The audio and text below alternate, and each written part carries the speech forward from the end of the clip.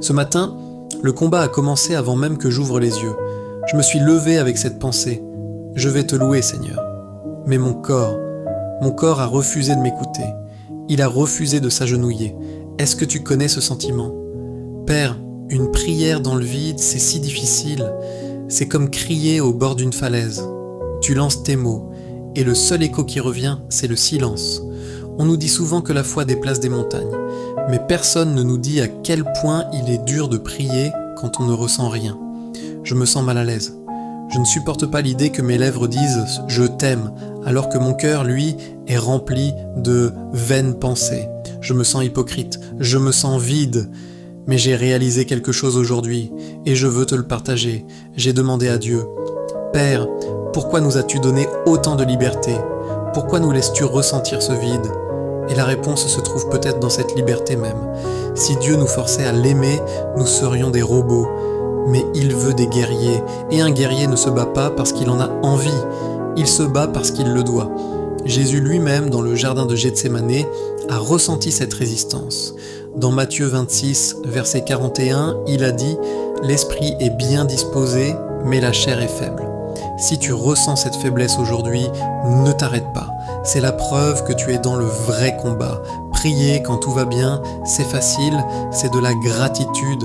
Mais prier quand on a l'impression de parler à un mur, c'est de la foi, une foi pure, une foi brute. Alors écoute mon âme crier.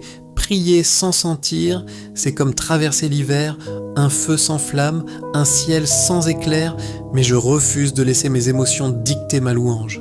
Je chante malgré la douleur qui me prend. Même si mon âme et mon corps sont tremblants, je ne veux plus mentir en disant « je t'aime », alors je vais le prouver. Je vais le prouver en restant là, en restant à genoux, même si ça fait mal. Le psaume 50, verset 14, nous donne l'ordre de marche. Offre pour sacrifice à Dieu des actions de grâce. Notez bien le mot sacrifice. Un sacrifice, ça coûte. Un sacrifice, c'est tuer quelque chose. Aujourd'hui, je tue mon envie de confort. Je tue mon besoin de ressentir des frissons. Je pose mes sentiments sur l'autel et je dis « Seigneur, je ne sens rien, mais je t'adore quand même, car tu es Dieu, que je le sente ou non. » Croire sans voir, c'est avancer dans la nuit. Un pas dans l'ombre, sans aucun appui. Mais c'est là que Dieu nous attend.